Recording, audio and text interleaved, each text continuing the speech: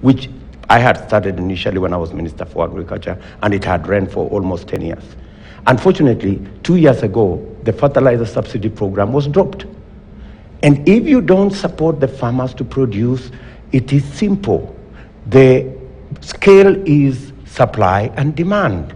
When supply goes down, demand goes up, prices go up. And that is where we are. Lakini mheshimiwa, kwa heshima zote, hata kabla ya handshake, wakulima kutoka Rift Valley, mahala ambapo umetoka, mahala ambapo inasemekana kuwa ni ngome yako ya kisiasa, wamekuwa wakilia. Gharama ya uzalishaji iko juu. Sasa hivi wanalia gharama ya mbolea iko juu. Unapata kwamba kila mwaka nenda mwaka rudi, hata kabla ya handshake walikuwa wakisema kwamba wanalima kwa kutumia pesa nyingi na kuuza inakuwa kwamba gunia ya kilo 90 wanauza kwa shilingi 2,500. Wanaona kwamba hawana faida. Wewe ni mkulima na unaelewa kabisa eneo hili ambalo ni kitovu cha kilimo humo nchini.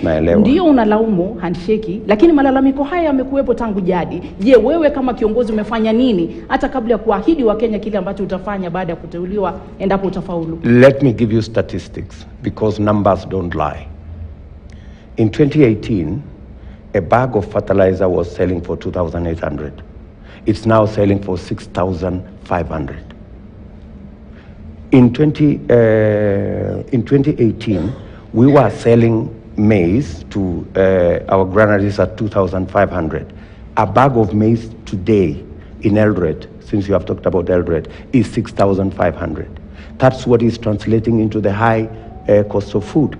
So, and you always have to mitigate between the farmers wanting a better return on one hand and the consumers wanting prices to come down. How do you balance that scale? That is why in our manifesto we have said we need to increase productivity. How do you increase productivity? You support the farmer. You make the farmer more productive. That's why we are saying we will have a fertilizer subsidy program that is going to enhance productivity. Where you're producing 10 bags with good agricultural practice, including what my good brother has said there, making sure that the farmers have quality seeds, and that's what we have said. The farmers have fertilizer, and they have good pesticides. You automatically translate a farmer who is getting 10 bags to 25 bags. So the farmer is happy to sell at 3,000 or 2,500 because on an acre he is making good money, but also it doesn't affect the price of the consumer. So that is where we as Kenya Kwanza are saying productivity, and that's how you enhance productivity. It is simple. There is no magic. There is no miracle. You just need to do things right. Mr. DP, and as we go also to Michael Ondiala, who's CEO, Agronomy Plus Limited, on what you're talking about improving on produce and empowering the farmer, you're talking about returning the guaranteed minimum return, for scheduled crops.